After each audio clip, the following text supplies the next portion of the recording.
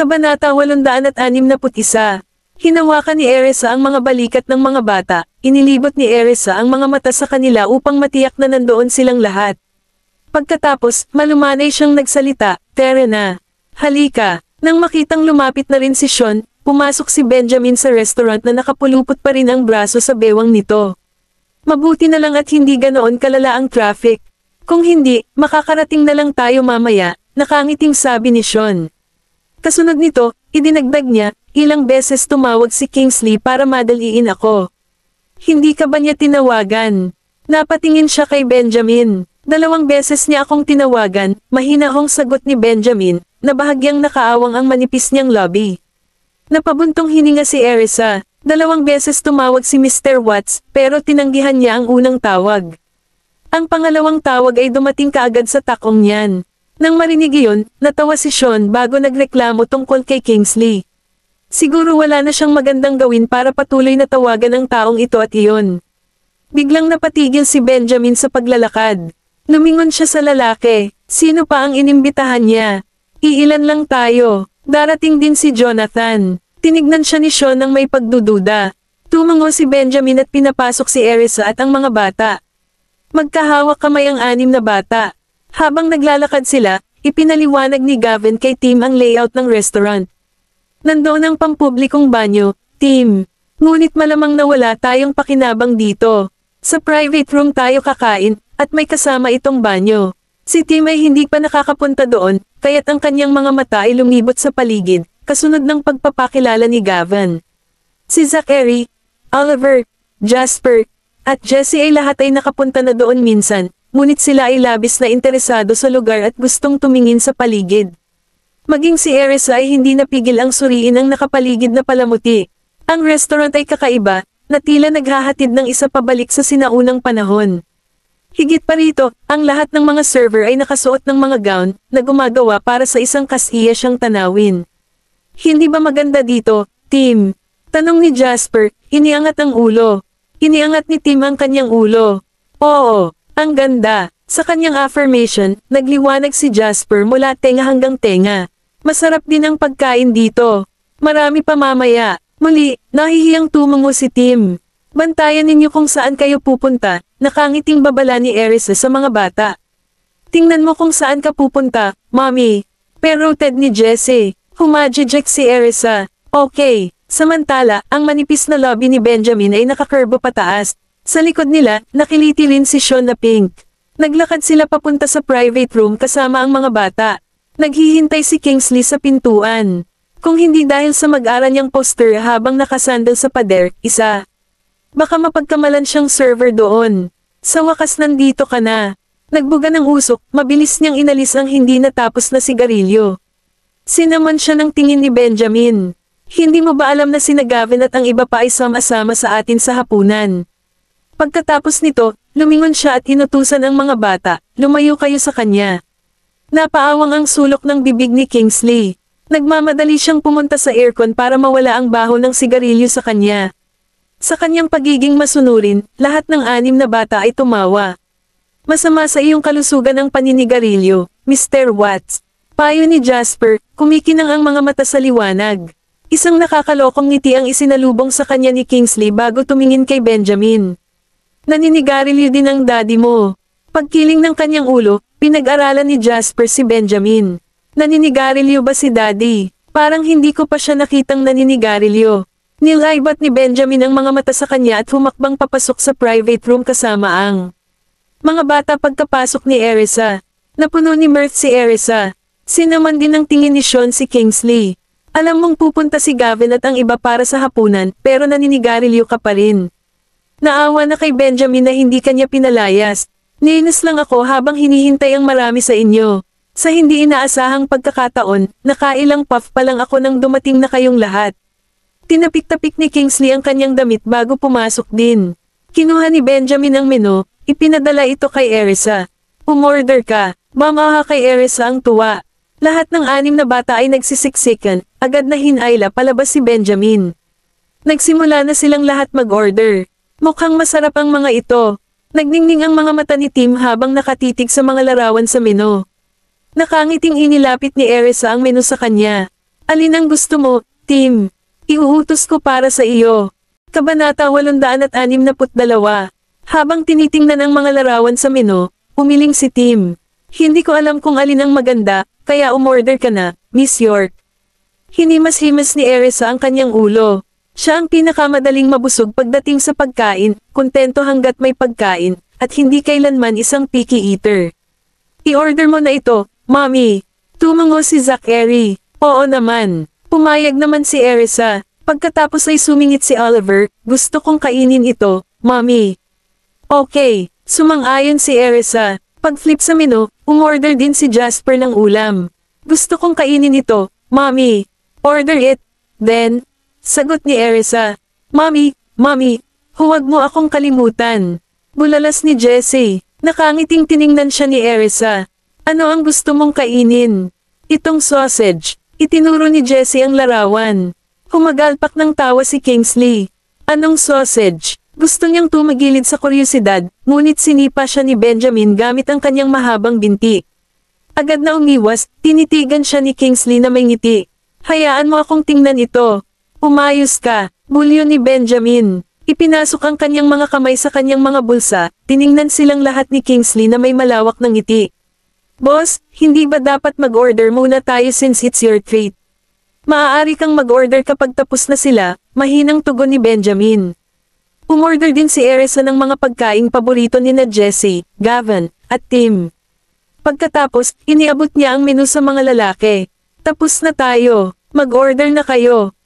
Pero parang wala kang inutusan Erisa. Tinitigan siya ni Kingsley. Dahil doon, tumawa si Erisa. Ang aking panlasa ay naaayon sa kanila. Bilisan mo mag-order. Gusto mo pa bang kumain? Babala ni Benjamin sa mahinang boses. Hindi na naglakas loob si Kingsley na magsalita pa. With the menu in hand, he crossed his legs and ordered while sitting on the couch. Nag-order ako ng ilang ulam. Eto na, Sean na. Inihagis niya ang menu. Nang mahuli ito, umorder si Sean ng 2 ulam. Nang matapos silang lahat mag-order, kinuha ni Benjamin ang menu at nag-order pa ng ilang ulam. Kasunod nito, inutusan niya si Kingsley, pumunta ka at sabihin sa kusina na bilasan ito. Okay, si Kingsley ay masigasig na tumayo at nagpatawag ng isang server, iniabot ang menu sa kanya. Bilasan mo at ihanda mo ang mga pagkaing nakasaad. Dalhin mo rin ang red wine na nasave natin. Naiintindihan mo, Mr. Watts. Pupunta ako at aayusin ka agad.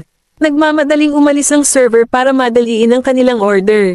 Kailan darating si Jonathan at ang iba pa? Tanong ni Benjamin kay Kingsley.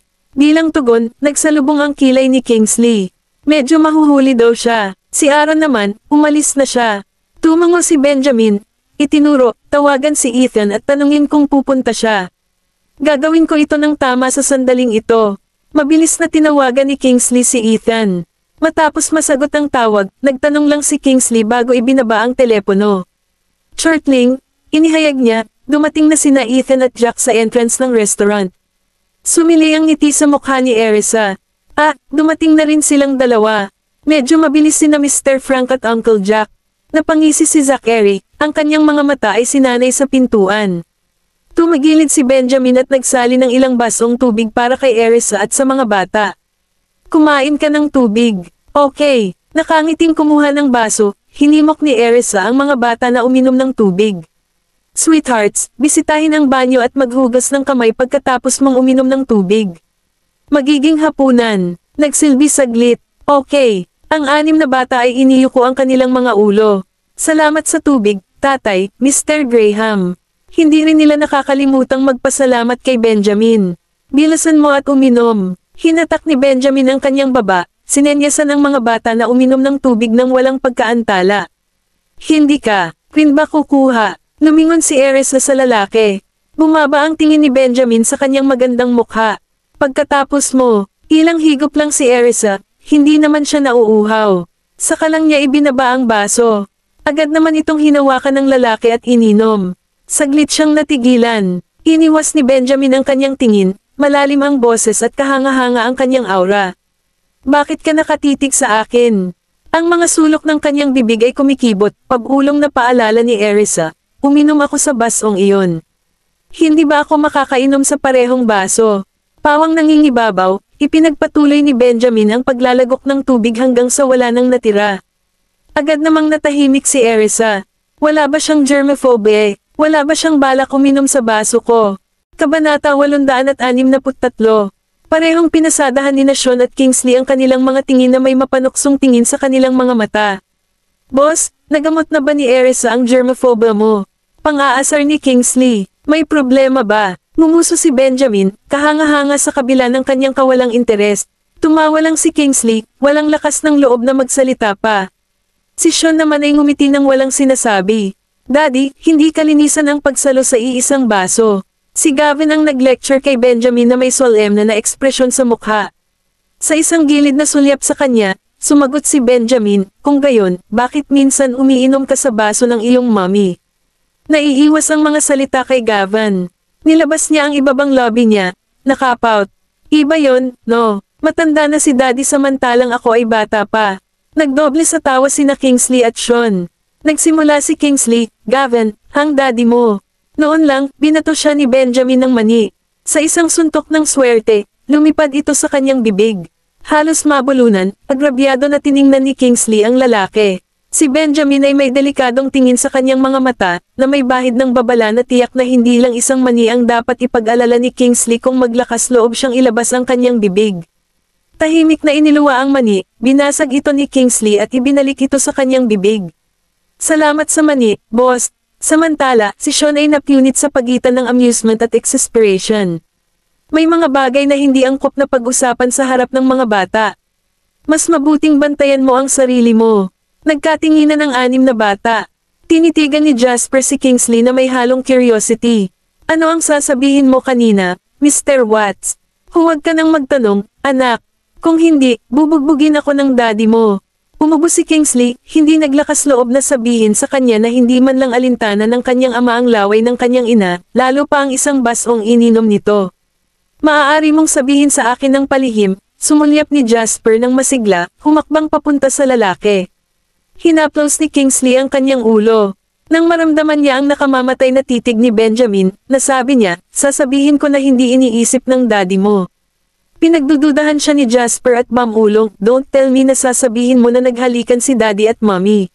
Sa isang iglap, nag-alab ang mukha ni Erisa. Jasper, nakasimangot na babala ni Benjamin. Hindi napigilan ni Kingsley na matawa. Hindi ko sinabi yon. Ang anak mo mismo ang nagsabi niyan. Inilibot ni Benjamin ang mga mata sa lalaki. Nang makitang pumasok sina Ethan at Jack sa silid, sinabi niya kay Jack, itapon mo siya, Jack. Agad namang humakbang si Jack. Patawarin mo ako, Mr. Watts. Nagmamadaling niyakap ni Kingsley ang likod ng couch. Manibiro lang ako ng amo mo, Jack. Huwag mong seryosohin. Wala siyang kalaban-laban sa lakas ng lalaki, kaya mabilis niyang sinamantala ang pagkakataong makaiwas. Patawarin mo ako minsan, boss. Hinding-hindi na ako uubusin ng bibig ko. Nagmamadali niyang pakiusap kay Benjamin. Habang nanonood si Erisa, labis siyang naaliw. Napangiti rin ang 6 na bata nang makita ang kaduwagan ni Kingsley. Sa kabilang banda, alam ni Ethan na walang anino ng pag-aalinlangan na si Kingsley ay tiyak na may katapangan na nagsabi ng isang bagay na pumukaw kay Benjamin. Nakahain na ang pagkain. Kain na tayo. Sa sandaling makita ni Kingsley ang isang server na may dalang isang plato ng mga appetizer, mabilis siyang sumugod at kinuha ito mula sa kanya, inanyayahan ang lahat na kumain ng sama-sama. Kumain ka ng mga pampaganya, mga sweethearts. Ikaw muna Erisa. Iniabot niya ang platter kay Erisa ng may paghanga. Humajejek si Erisa. Salamat. Kinuha niya para sa lahat ng mga bata bago kumuha ng isa para sa kanyang sarili. Hindi pa tayo naghuhugas ng kamay, mommy, paalala ni Gavin. Dahil doon, tumawa si Erisa. Ayos lang. Maghugas ka na ng kamay pagkatapos mong kainin ito. Pinag-aralan silang lahat ni Gavin bago siya kumagat dito. Sa kabaligtaran, hindi ito mahalaga kay Tim. Kumain na siya ng mas madumi ang kanyang mga kamay. Noong nagtrabaho sila sa minahan ng karbon, puro itim ang kanilang mga kamay. Walang tubig na panhugas ng dumi at alikabok, kaya madalas silang kumakain ng maruruming kamay. Hindi rin ito pinansin ni Zachary, Oliver, Jasper, at Jesse. Hanggat ang kanilang mga kamay ay hindi masyadong marumi, maaari pa rin nilang tanggapin ito. Ang isang maliit na dumi ay hindi nakapatay ng sinuman. Nakangisi mula tenga hanggang tenga, walang pag-aalinlangan na isinubo iyon ni Jasper sa kanyang bibig. Ngumisi si Kingsley at kumuha ng isa pang piraso para sa kanya. Salamat, Mr. Watts. Masayang bulalas ni Jasper. Inabot ni Kingsley ang pinggan sa iba, at nagsimulang kumain ng lahat. Gusto mo ba, boss? Kabanata 864. Mauna na kayo. Iniwas ni Benjamin ang tingin kay Kingsley bago tumingin sa mga bata. Nasulyapan ang pananabik sa kanilang mga mukha, pinadala niya ang server ng isa pang pinggan ng pampaganya. Pumunta ka at maghugas ng kamay. Bilasan mo, maghugas ka ng kamay. Umalangaw-ngaw si Erisa. Tumayo siya at nagtungo sa restroom. Lahat ng 6 na bata ay nagmamadaling sumunod sa kanya. Pagkatapos maghugas ng kamay ni Erisa, hinimok niya silang lahat na pumunta at magpahinga. Sunod-sunod na pumasok sa cubicle ang mga bata. Muli silang tinulungan ni Erisa na maghugas ng kamay at pinunasan ang mga ito bago pinayagang lumabas ng banyo. Siya mismo ang kumuha ng leak bago umalis. Noon, dumating na si Jonathan. Nabalot ng sorpresa si Erisa, dahil akala niya ay darating ito mamaya. Nagsisinungaling ka ba sa akin? Sabi mo may gagawin ka pero ang bilis mong dumating. Pang-aasar ni Kingsley. Tumaas ang sulok ng bibig ni Jonathan. Mukha ba akong nagsisinungaling? Hindi, ngunit kapag ginawa mo ito, mas kapanipaniwala ka kaysa sa iba. Kingsley riposted sa isang snigger. Dahil doon, tumawa si Jonathan. Dahil tanga ka lang, sino ang dapat sisihin? Tingnan ninyo ito, lahat. Ang banal na taong ito ay walang iba kundi isang manloloko. Galit hanggang sa puntong may singaw na lumalabas sa kanyang mga tainga, hinimok ni Kingsley ang lahat na i-back up siya. Anong scam ang hinailan niya sa'yo? Pag-ibig o pera? Pagbibiro ni Sean, kiniliti ang Pink. Damn it, pareho kayong magkampihan. Yung dati, okay. Galit na galit si Kingsley. Walang tigil na kumikibot ang mga lobby ni Jonathan. Pwede bang isipin mo ang iyong mga salita, Kingsley? Never pa akong nakagawa ng ganyan. Straight ako. Nagtawanan ang lahat. Tumayo si Benjamin. Kailan darating si Aaron? Bilusan ko siya. Tinawag ni Sean si Aaron. Pagkaraan ng ilang sandali, sinabi niya kay Benjamin, kakaalis pa lang niya, kaya hiniling niya sa amin na magpatuloy at huwag nang mag-abala sa paghihintay sa kanya. Tumango si Benjamin at naghugas ng kamay. Damn it, sinabi sa akin ni Aaron na papunta na siya, pero ngayon sinabi niya sa iyo na kakaalis niya. Sinabi sa akin ni Jonathan na nasa opisina siya, ngunit nandito siya ngayon. Lahat kayo ay sinungaling. Hindi na ako mag-oorganisa ng pagtitipon simula ngayon. Kayang-kaya ninyong lahat ang inyong sarili. Hiramphing, nagmamadaling umalis si Kingsley para maghugas din ng kamay. Nagpalitan ng nakangiting sulyap sina Jonathan at Sean bago sila sumunod kay Kingsley. Narito, mga sweethearts, inipon ni Erisa ang mga bata sa gilid ng hapagkainan at itinaas sila sa kanilang mga upuan. Lumapit sina Ethan at Jack para tumulong. Inayos nila ang mga bata sa kanilang mga upuan bago umalis upang maghugas. Kanilang mga kamay. Kasunod nito, inayos ni Erisa ang distansya sa pagitan ng kanilang mga upuan at ng mesa. Pagkabalik, hinailan ni Benjamin ang isang upuan. Umupo ka. Napatingin sa kanya si Erisa saglit. Diyan ako uupo. Mas maginhawang kumuha ng pagkain para sa mga bata. Dito ka na lang maupo. Hayaan mo silang kumain mag-isa. Si Benjamin ay mapilit, naninindigan na umupo siya sa tabi niya. Diretsyong hinaila siya nito at itinulak pababa sa upuan. Agad na napunit si Erisa sa pagitan ng amusement at exasperation. Sige, uupo ako dito. Dahan-dahan lang. Sumakit ang balikat ko sa lakas ng pagkakahawak niya. Habang nakatingin sa kanya, hinayla ni Benjamin ang isang upuan at umupo sa kanyang upuan. Maya-maya, pamwesto na rin sa mesa sina Kingsley, Jonathan, Sean, Ethan, at Jack. Inutusan ni Kingsley ang server na ihain ng alak. Inubos na ng server ang alak noon pa man. Kinuha niya ang mga baso ng alak, ibinuhos niya itong lahat ng isang serving. Kailangan mong uminom ng ilang baso sa amin ngayong gabi, boss. Sigaw ni Kingsley. Jonathan at ang iba pa ay sinunod siya. Tiningnan sila ni Benjamin bago tumalikod at bamulong kay Erisa, hindi mo na kailangan uminom. Kumain ka na lang ng fruit juice mamaya. Nakangiting tumango si Erisa. Okay, paano tama na hindi umiinom si Erisa? Nirehistro ninyong dalawa ang inyong kasal ngayon, kaya kailangan nating buhayin ng kaunti ang kapaligiran. Nakatitig sa kanila si Kingsley na nanlalaki ang mga mata, ayaw sayangin ang gintong pagkakataon. Nauna akong pumunta dito para i-set up ang lahat. Hindi ba romantiko ito, Erisa? Pinalamutian ng mga rosas, ang pribadong silid ay mukhang kakaiba sa karaniwan. May bahid din ng tamis sa hangin. Pinagmasdan ni Erisa ang kanyang mga mata sa hapagkainan at ang mga sariwang bulaklak sa paligid niya. Nakangiting komento niya, kung hindi mo sinabi iyon, iisipin ko na ito ang orihinal na palamuti ng kwarto. Sabay-sabay, nawalan ng mga salita si Kingsley. Haha, ginawa mo ang lahat ng pagsisikap para sa wala, Kingsley. Hindi man lang napansin ni Erisa. Humagalpak ng tawa si Sean at ang iba pa.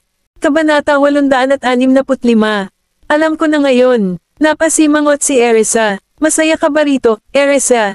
Pinahanda ako ni Benjamin. Sinulyapan ni Kingsley si Benjamin, na hindi umimik.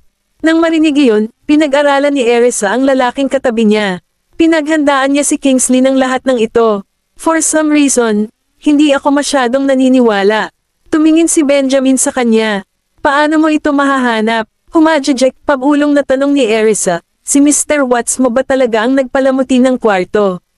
Isang flash ng kahihiyan ang bumalatay sa mukha ni Benjamin. Iminungkahi niya ito, kaya sinabi ko sa kanya na palamutihan ng kaunti ang silid. Isang hiwa ng tamis ang dumulas kay Erisa. Bakit hindi mo sinabi kanina? Hindi ako gaanong nasisiyahan dito. Ngumuso ng mahina, pinandilatan ni Benjamin si Kingsley. Natahimik si Kingsley. Napabuntong hininga si Erisa. Madadaanan ito. Nagningning ang mga mata ni Kingsley, at napalakpak siya sa kanyang mga kamay sa sarap. Natutuwa ako na ayon sa gusto mo, Erisa. Balik kahit hindi kontento si boss. Inilibot ng 6 na bata ang kanilang mga mata sa paligid. Inilabas ang kanilang mga telepono, kumuha sila ng ilang mga larawan. Kailangan nating makuha ito para makita ng lola. Eto, inom tayo sa kasal ni na boss at Erisa. Itinaas ni Kingsley ang kanyang baso at tumayo, sumisigaw sa kanilang lahat. Kasunod nito, tumayo sina Jonathan, Sean, Ethan, at Jack. Tumayo na rin ang 6 na bata. Dinampot ang baso ng fruit juice sa harap nila, itinaas nila ang baso nila kina Benjamin at Erisa. Binabati kita sa iyong kasal, Daddy, Mr. Graham, Mommy, Miss York.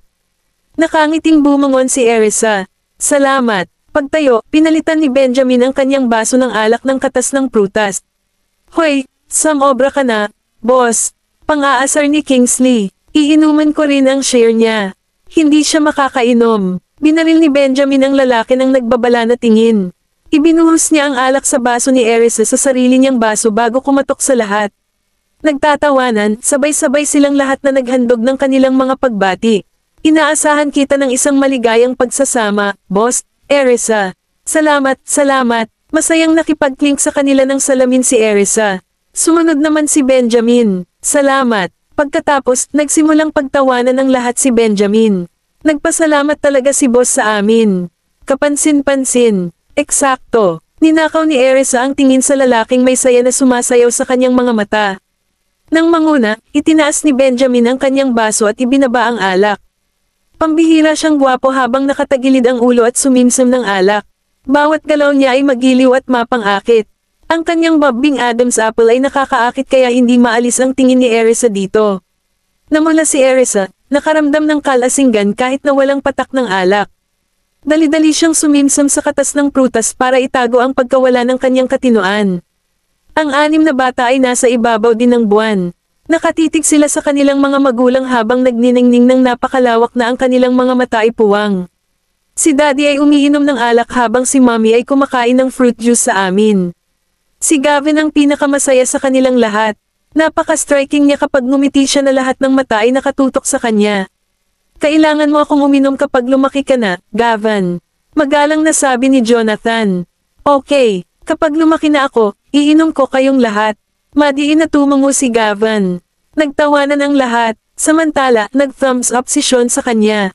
Maghihintay kami. Kapag lumaki na tayo, ganoon din ang gagawin natin. Nakangiting saad ni Jasper. Okay, sure. Maghihintay kami. Segendahan ng lahat. Lahat sila ay tuwang-tuwa sa mga bata. Maupo tayo. Udyok ni Benjamin. Hinailan niya ang upuan ni Erisa para sa kanya.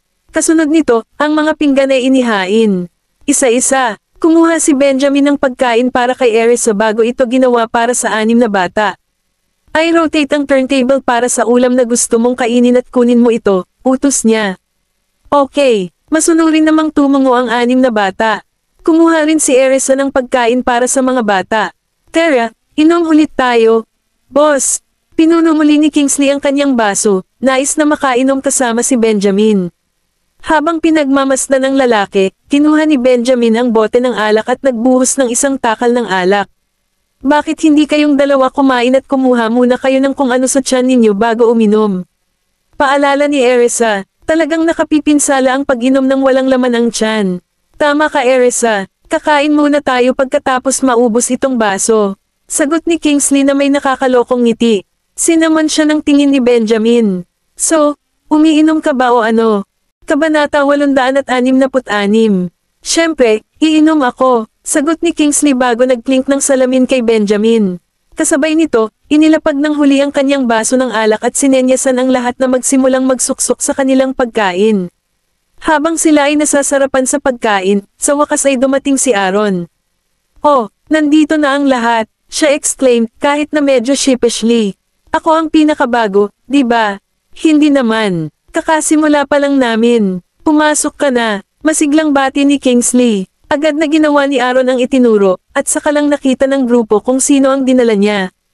Hi, guys, masayang sabi ni Rosetta. Hindi na kailangang sabihin, nagulat ang lahat, lalo na't akala nila ay magpapakita si Aaron sa kanyang asawa. Walang inaasahang makikita si Rosetta sa halip. Mabilis na napawi ang ngiti ni Kingsley habang nakatitig kay Aaron. Ang huli naman ay mukhang walang magawa. Habang si Sean at ang iba ay magalang na tumango bilang tugon, hindi pinansin ni Benjamin ang babae at ibinaling ang atensyon kay Aaron. Umupo ka, Aaron. Kakasimula pa lang natin. Habang may kumikinang sa kanyang mga mata, nagmamadaling tumunog si Erisa. Oo, samahan mo kami. Kakasimula pa lang namin kumain. Salamat, Erisa. Nakangiting sagot ni Aaron bago umupo kasama si Sean at ang iba pa. Sumunod naman si Rosetta at uupo na sana sa bakanting upuan sa tabi ni Benjamin nang tumalon si Ethan mula sa kanya. Narito, Miss Adams, pwede ka na sa upuan ko. Matapos ibigay ang kanyang upuan para makaupo si Rosetta kay Aaron, mabilis na pinaupo ni Ethan ang sarili sa tabi ni Benjamin. Ang ngiti sa mukha ni Rosetta ay napawi saglit, ngunit hindi nagtagal ay muli niyang inayos ang sarili at masayang tumango. Oo naman. Nako, kasama siya, hindi na kasing saya at nakaka-relax ang kapaligiran gaya ng dati. Lahat, gusto kong humingi ng paumanhin sa pagiging huli sa pamamagitan ng pagbibigay ng toast. Bulalas ni Aaron habang itinataas ang baso at nilalaglag ang alak. Diretso gaya ng dati, sinaman siya ng tingin ni Kingsley at sinabing, Aaron, bakit hindi mo isinama ang asawa mo? Maaari mong ipaalam sa amin ng mas maaga na ang iyong kapatid na babae ay darating sa halip. Hindi makasama ang misis ko dahil na aksidente ang isa niyang kaibigan. Isasama ko siya sa susunod, bulong ni Aaron na unti-unting lamambat ang boses. Anyway, nagpumilit si Rosetta na sumama nang malaman niyang pupunta ako dito para mag-dinner. Wala akong choice, samantala, tahimik na pinag-aaralan ni Rosetta ang lahat ng nasa mesa hanggang sa natigilan siya nang makita ang 6 na bata na nakaupo sa tabi ni Erisa. Ang lumilitaw, ang mga maliliit na bata ay nakatingin din sa kanya, maliban sa kanilang mga mata ay puno ng puot at paghamak. Benjamin, sino ang mga?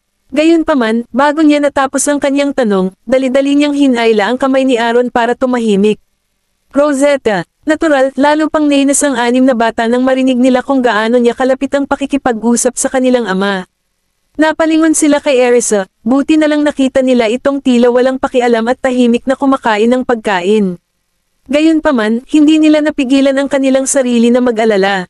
Ang mukha ni Benjamin, masyadong, ay naging hindi kapani-pani walang solemn na habang binigyan niya ng malamig na titig si Rosetta. Miss Adams, pinaalalahanan na kita kahapon na huwag mo akong tawagan ng ganyang tono baka makuha ng mga tao ang maling ideya. Kahit subukan niya, hindi maitago ni Rosetta ang sakit na ekspresyon. Ako, kumain ka na ng pagkain mo at tumigil ka na sa pagsasalita. Galit na putol ni Aaron. Aking kabutihan, hindi ba nakikita ni Rosetta na walang romantic feeling si Benjamin para sa kanya? Bakit pa siya mag-uhas ng hapunan ngayong gabi? Sa sumunod na segundo, lumingon si Aaron kay Benjamin na may apologetic look. Pasensya na, Benjamin. Hindi ko sinasadyang sirain ang mood mo. Sinulyapan siya ng huli ng patagilid at sumagot, huwag na itong mangyari muli. Dahil doon, sa wakas ay nakahinga ng maluwag si Aaron at itinaas ang kanyang baso para magbigay ng toast sa mag-asawa. Benjamin, Erisa, congratulations sa inyong kasal. Sino ang nakakaalam na kayo ay magiging mas mahusay kaysa sa akin? Salamat, sagot ni Benjamin bago kumatok ng salamin kay Aaron. Tumango rin si Erisa. Salamat. Gayunpaman, si Rosetta ay nag-aalinlangan pa rin. Hindi ako makapaniwala na nakuha na nila ang kanilang marriage certificate. Ang 6 na bata ay malinaw na kay Benjamin, ngunit sila rin ba ay kay Erisa? Nakolekta ba talaga ninyo ang inyong sertipiko ng kasal? Tanong niya. Sa kabila ng bigat ng titig ni Rosetta, ngumiti lang si Erisa at naglagay pa ng pagkain sa mga plato ng kanyang mga anak. Kumain na kayo, mga sweethearts. Sabay-sabay na tumango ang mga bata sa mga ngiti ng cherub. Salamat, Mommy. Kumunat ang noo ni Rosetta at naikuyom ang mga kamao. Mommy, Kabanata 867. Habang tinatitigan ni Aaron ang 6 na kaibig-ibig na mga bata, lalo siyang nakaramdam ng inggit. Hoy Benjamin, ang bilis mo namang kumilos at walang makakahabol sa iyo. Hindi ako makapaniwala na binigyan mo kami ng napakaraming sorpresa sa loob lamang ng isang gabi. Binabati kita, lahat ito ay salamat sa aking asawa. Nakangiting sagot ni Benjamin habang patuloy na nagsasambak ng pagkain sa plato ni Erisa. Sumulyap ang huli sa kanya at mahinang samimangot, kailangan mo ring kumain. Huwag ka lang mag-focus sa pag-inom ng alak. Sa sumunod na segundo, agad siyang nagsandok ng pagkain sa kanyang plato. Ipinagpatuloy ni Benjamin ang pakikipag-chat kay Aaron at sa iba habang ang lahat ay nagsimulang kumain ng masayang. Si Rosetta naman ay nakatitig sa kanya na parang hindi makapaniwala, ha? Hindi ba kinasusuklaman ni Benjamin ang pagkain para sa kanya? Samantala, ang 6 na bata ay namula ang pisngi sa galit nang makitang nakatutok ang mga mata ni Rosetta sa kanilang ama. Sus, ano pa kayang kawalan diyan ng babaeng to? Halatang may lihim siyang motibo sa pagpunta sa hapunan. Nang makasalubong ang masamang tingin ng mga bata, mabilis nang umiti si Rosetta. Hello, mga bata. Nako, hindi siya pinansin ng mga ito at nagpatuloy sa kanilang pagkain, na napawi ang ngiti sa kanyang mukha. Gayunpaman, hindi mapigilan ni Aaron ang pagtitig sa 6 na batang mukhang anghel na may halong inggit. Napakapagpalang buhay ni Benjamin, komento niya. Nang marinig iyon, tumawa si Sean. Kung magsusumikap ka at mas mabilis, maaari kang maging mapalad gaya niya. Haha, paano ko siya maaabutan? Sagot ni Aaron. Hindi lang 6 na anak ang mayroon si Benjamin, ngunit lahat sila ay ganito kalaki na. Inggit na inggit ako. Ayon, tigilan mo na yung kainggitan mo sa kanya. Inom tayo. Tuwang-tuwa si Kingsley habang itinataas ang kanyang baso. Hindi nagtagal, ang lahat ay humalili sa pag-inom ng toast kay Benjamin at binabati siya habang si Erisa at ang mga bata ay masayang nilasap ang pagkain. Kahit na inaaliw niya ang kanyang mga kaibigan, hindi itigil si Benjamin sa pagkuha ng pagkain para sa kanyang asawa at mga anak. Ikaw na ang uminom sa amin, Erisa. Bulalas ni Kingsley bago naramdaman ang death glare ni Benjamin sa kanya. Maaari kang uminom ng juice sa halip na alak.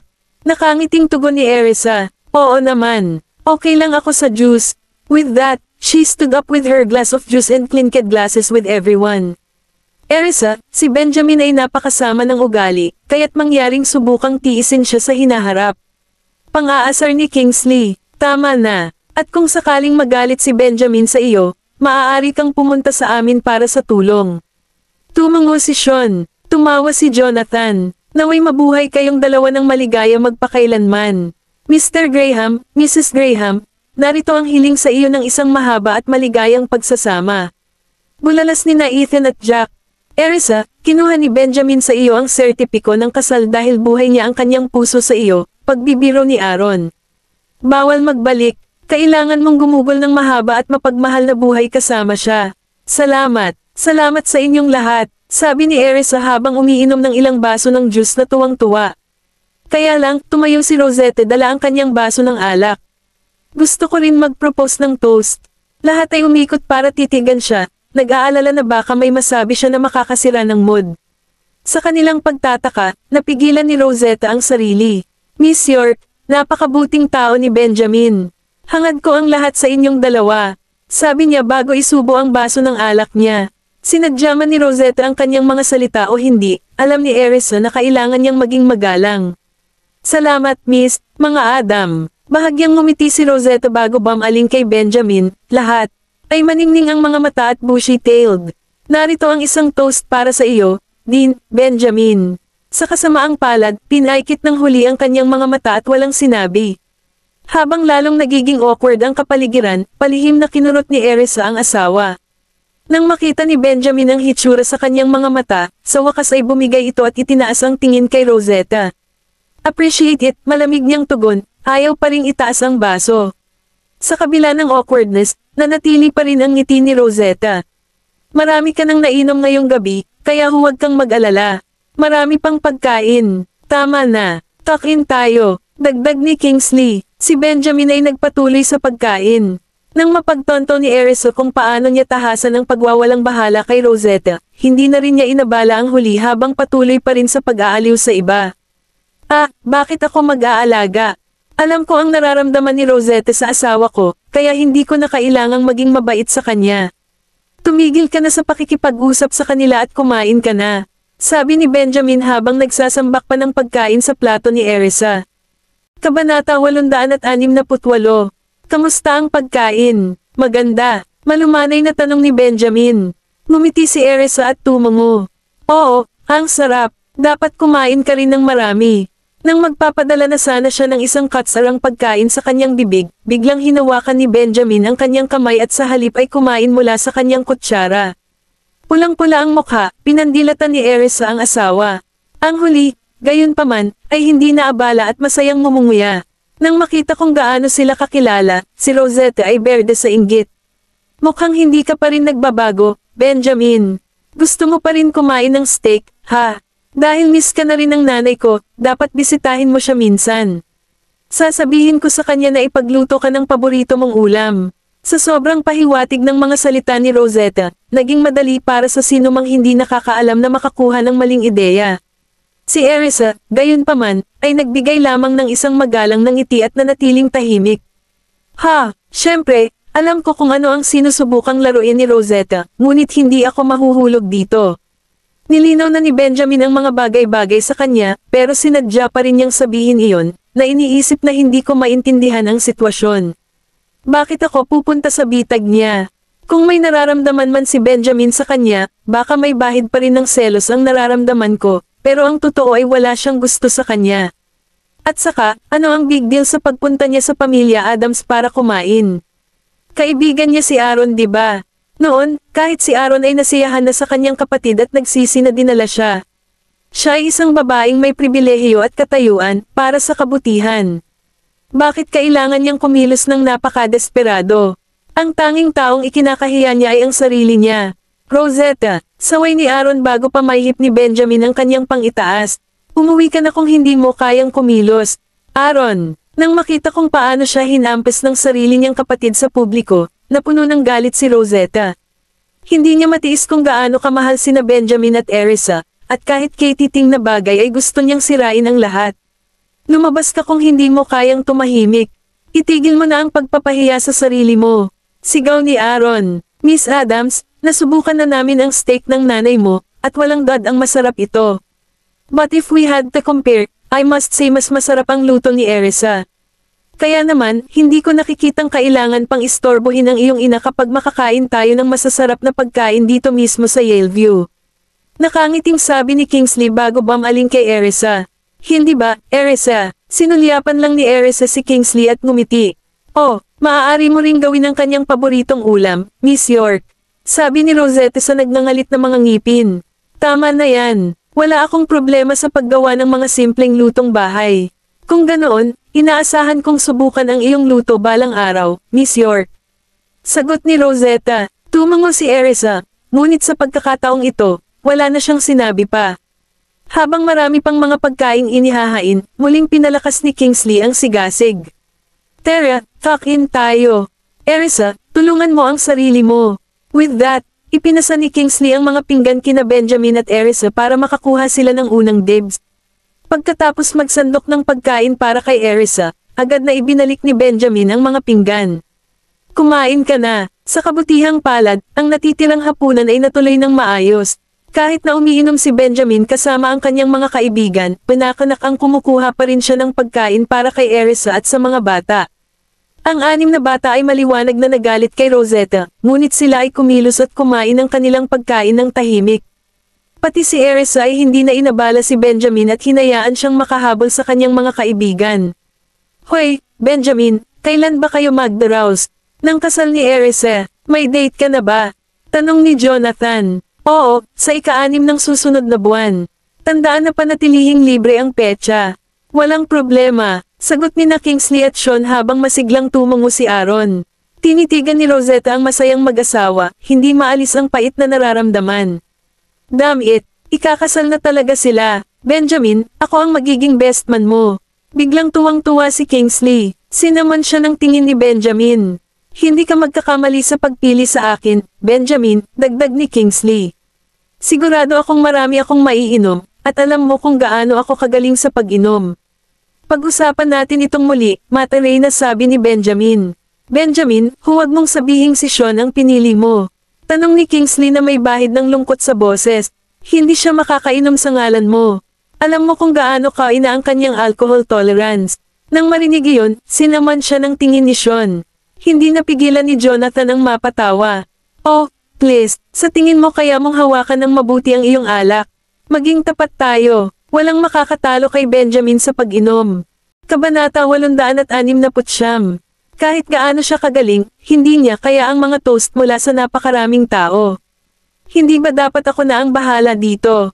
Ako ang magiging best man ni boss. Don't you guys dare steal it from me, babala ni Kingsley sabay tapik sa dibdib. Hindi sinabi ni Benjamin na magiging ikaw. Itigil ang pag-iisip ng mataas sa iyong sarili, sagot ni Sean. Sinaman siya ng tingin ni Kingsley. Hindi rin sinabi ni boss na hindi ito magiging akin. Nagtawanan ng 6 na bata.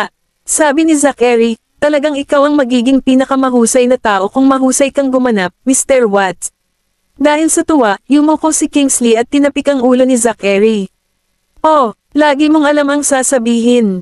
Mr. Watts, maaari ka ring maging pinakamahusay na tao ni Mr. Bailey at Mr. Patterson. Inosenteng kumurap si Jasper. Nang marinig iyon, napaawang ang lobby ni Kingsley.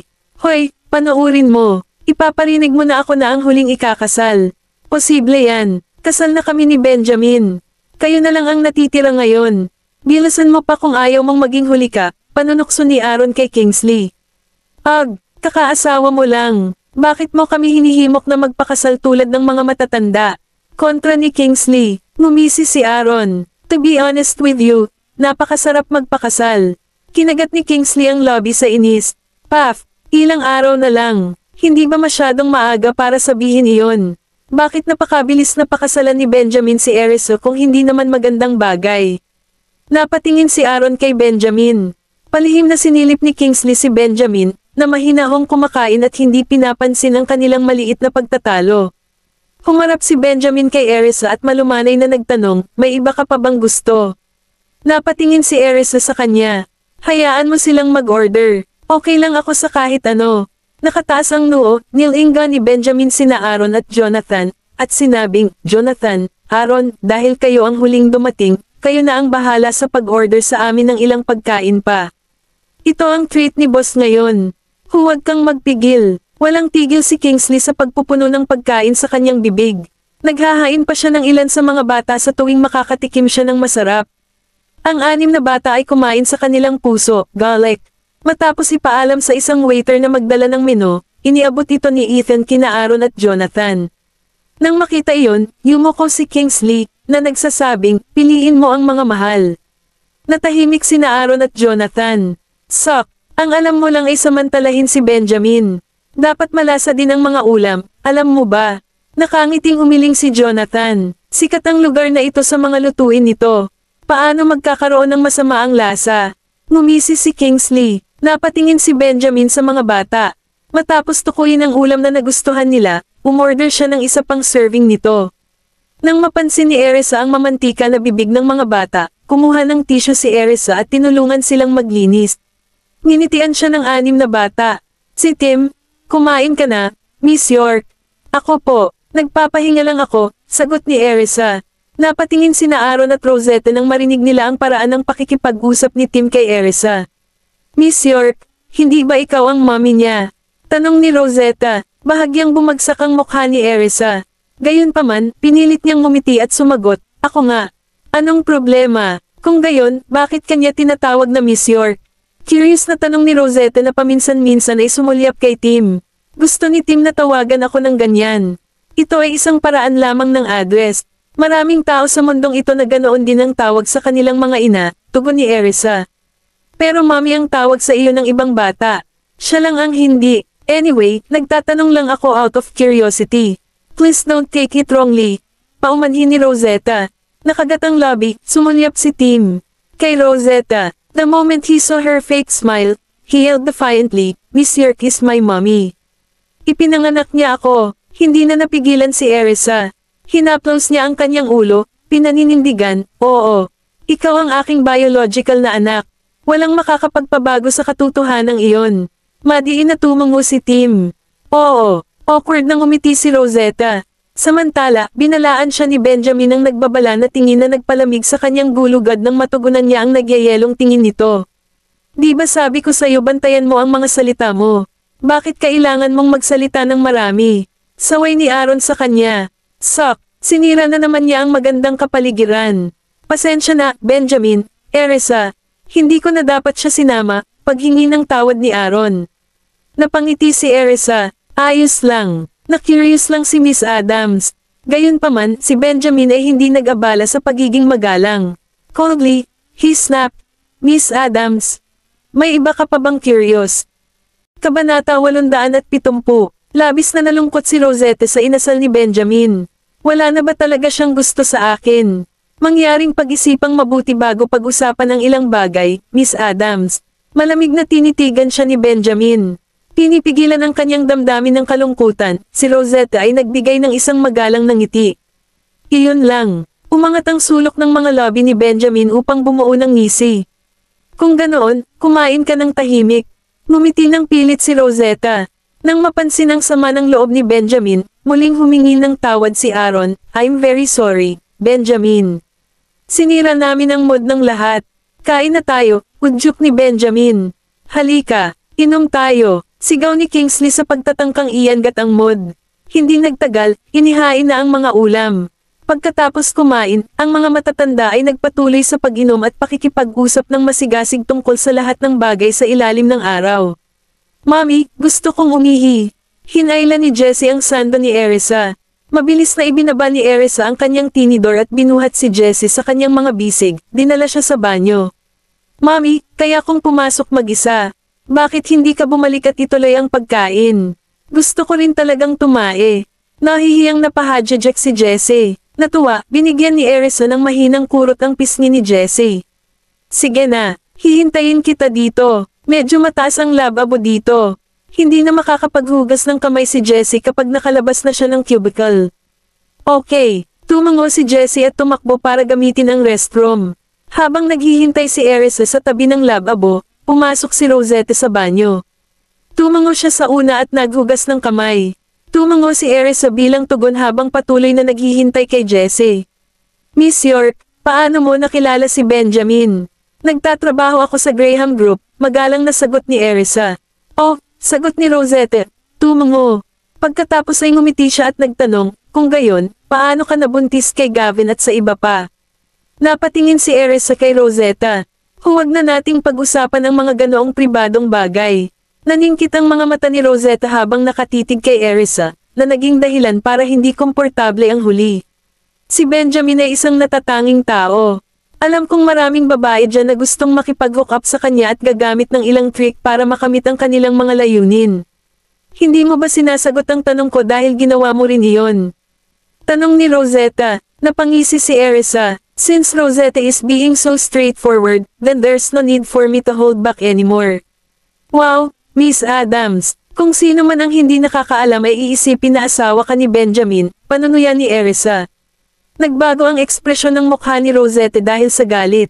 Ako ay orihinal na nobya ni Benjamin.